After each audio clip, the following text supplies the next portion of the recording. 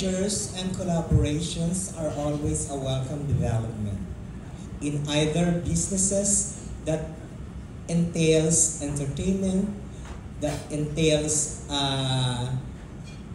other businesses. You are all accomplished celebrities. Hello. When you formed this project, you knew each other very well, I suppose. Having said that, in vision, where are you united and where are you divided? Direk Eric, would you like to start? I think when we sat down, nung kinukwento nga ni Coco na matagal na niya gustong magtrabaho kaming lahat, gumawa ng project together, ang una kong sinabi is we were just waiting for the right time. The right time for a project na perfect din sa'yo. No? When we sat down, we knew from the get-go what do we want to see, no? From a Coco Martin movie from our end. Gustong-gusto namin talaga to bring out the best of Coco, not just what we see in Batang Quiapo, Provinciano, but together with that, ang lakas ng lahat ng legacy niya dun sa indie movies niya dati, no? He was this boy next door na hindi mo pa nakikitang kinakawawa, parang biktima na siya, no? So we wanted to bring that out together, no? Not just the action hero in him, but also the dramatic actor in him, which kuminsan baka isipin ng marami ma-overshadow na ng pagka-action hero niya yung dramatic actor past niya. Pero from the very beginning, Coco is really a dramatic actor, and we looked for a material that not only showcases good action, okay, because that's what we both do mostly, but also something with a strong heart, something with a strong story on humanity.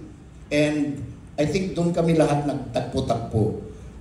All the pitches, I think the reason why napunta kami sa On the Job, sa Bonifacio, kasi ang lalaki ng emosyon nitong dalawang kwento na to. The other ones we pitched were closer to popcorn movies than just a really good story. Ito, popcorn movie, pero malakas yung kwento. Malakas yung kwento ng bida, malakas ang kwento ng title roles, no? Which is Maghari and Bonifacio. So I think that's where we agreed all together. No, lahat kami parang wala nang question yun eh. Yung kung anong gagawin naming project. So halo siya ng sagot sa question mo, Alex, sinagot ng Direk Eric, or you have other set of questions? You may use your mic, Alex. Kay Coco, it seems hindi ka umi-stop sa paggawa, sa pag-explore, ng mga bagay na parang gusto mong i-offer sa industry. Ano yung nagtutulak sa'yo? Why are you so driven? Kasi parang lahat naman napatunayan mo na. Ano po, Sir Alex, kasi sabi ko nga, siguro isa sa pinakamagandang experience na naranasan ko sa buhay ko, talagang naranasan kong magutom. Yung ang tagal mo naghihintay, nung nagsisimula ka as an actor, nung nasa indie films ako, meron ngayon 6 na buwan, wala. Meron ngayon 1 taon, wala. Kumbaga, sabi ko, tagal ko siyang hinintay. Talagang inaral, pinagsumikapan ko kung nasan ako ngayon. Kaya, every time na may nakakausap ako ng mga new actors ngayon talaga, wala akong hindi ko silang pwede sabihin na turuan sila umarte. Pero yung tamang mindset, yung pagpapahalaga sa trabaho, yun ang pwede kong i-share sa kanila.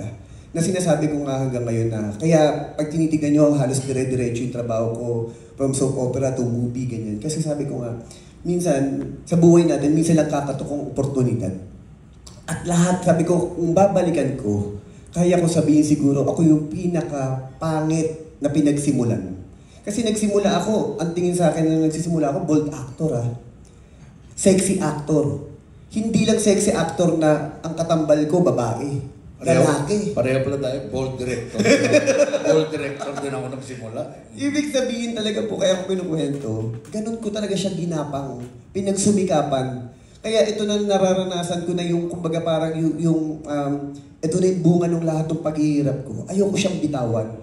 Which is ngayon ang ginagawa ko, isinishare ko siya sa mga co-actors ko, sa mga alam kong yung mga tao pinagdadaanan na hindi lahat mabibigyan ng oportunidad o magkakaroon ng trabaho. Yung mga veteran actors natin na alam ko na ngayon na hindi na nakikita. Pag hindi ka na nakikita, hindi ka na mabibigyan ng trabaho, hindi ka na mapapansin. Yung mga bagong artista na nagsisimula, binibigyan ko ng opportunity, hinihila ko. Baka sakali sa mga soap opera o sa pelikula ko, mabigyan sila ng oportunidad para magdire-diretso yung trabaho.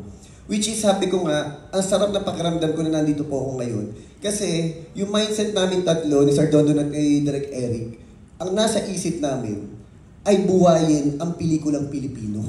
Kaya kung mapapansin niyo po, very Pinoy na Pinoy yung mga konsepto. Alam niyo po, meron ako mga projects na ino-offer sa akin na bakit di ka mag-remake ng itong Korean soap, ganyan. Sabi ko, hindi ko sinasabi na siguro hindi lang ako fan ng Korean na mga teleserye o telenovela. Kasi sabi ko, nangihinayang kasi ako sa talento ng Pilipino Napakarami nating kwento. Napakaganda ng kultura ng Pilipino. Napakarami pa nating pwedeng i-share sa buong mundo.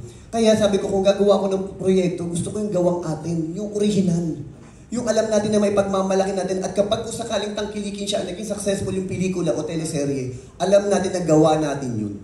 Yun siguro yung iisang iisang puso namin kung ba't kami nandito ngayon na parang kung gagawa na tayo, siguraduhin natin na hindi lang dito sa bansa natin, sisiguraduhin natin na may pagmamalaki nito kahit sa buong mundo, kahit saan pa tayo pumunta. Yun po yung goal namin dito sa pelikulang gagawin po namin. Very well said. MJ, a question from Miss Mel ng Rolling Stone. Hi, hello. My question is for Direk Eric. I guess you mentioned with My Pag-asa, it's parang modernized-ish.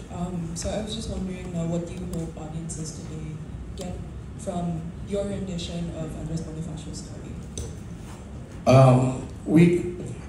More than just the exciting parts of Bonifacio's story that we always see in a lot of the biopics that's been done of Bonifacio, this one focuses totally on Bonifacio himself. Why did he fail as a hero?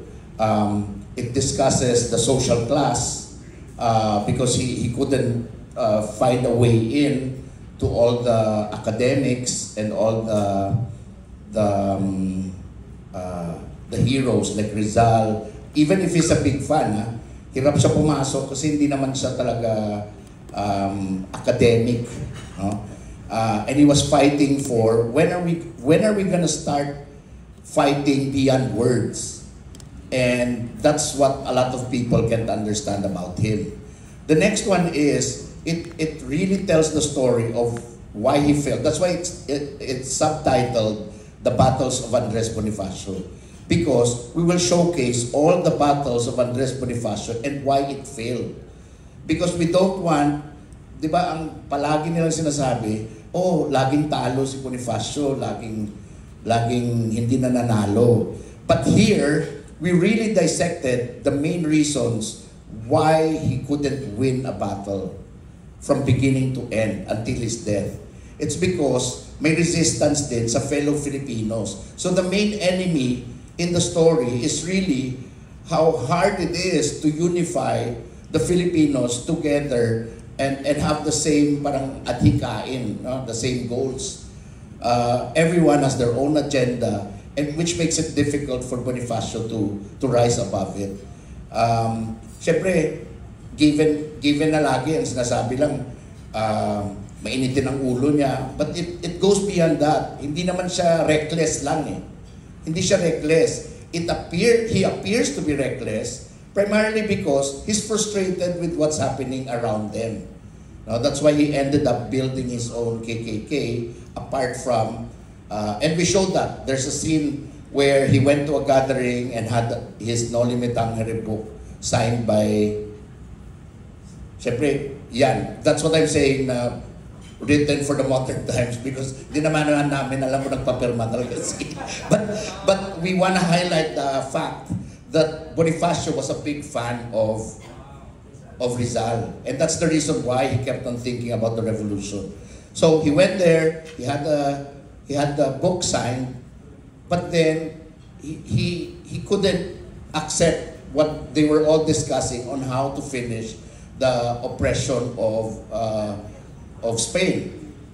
So it was hinted at the end of the scene, kung hindi ka agree sa amin, magtayo ka ng sarili mo. Gawa ka ng sarili mo. And that was the start of when he started building KKK. Yeah. Medyo malayo pa yan. 2027. Oo, pero at Oo. least naging na ng konting hint si Ay, ano. pero the other one also is the varying versions of the death of Bonifacio. But diba? There's parts where he was chopped into pieces. And then there's another one where he was beaten and then threw on a grave, still alive, and then covered. No, so because we don't know what really happened, because even the tombstone of Bonifacio, we don't really know where it is. No, of course, meron tayong marker, pero hindi naman sure kung dyan talaga. So we decided, and that's what makes this. We're not doing a movie na parang talagang sinasanto namin ang historical na pano. We did two versions of it, which we see in the beginning of the movie and at the end of the movie. Parang ganun. Interesting. We'll wait for 2027 for that. Pero Direk, I just like to acknowledge yung on the job, para na kayong Marvel Universe, ha? Di ba? Parang nanganak na siya, no, Direk? You had on the job Missing 8, and then buo ang HBO ng kinumbay niya yung dalawa, Direk, tama? And then we're having on the job Maghari. May vision ka pa ng marami pa to, mga anak pa to. Meron pa kaming isang mas luma pa yung kwento. Ay, mas malayo na. Mas 1970s. Oh, wow, interesting. Okay. Of course, before I give the microphone to Ms. Lea Soterio, here's a question from John Bueno. Good afternoon, Bob and Sir Kofa.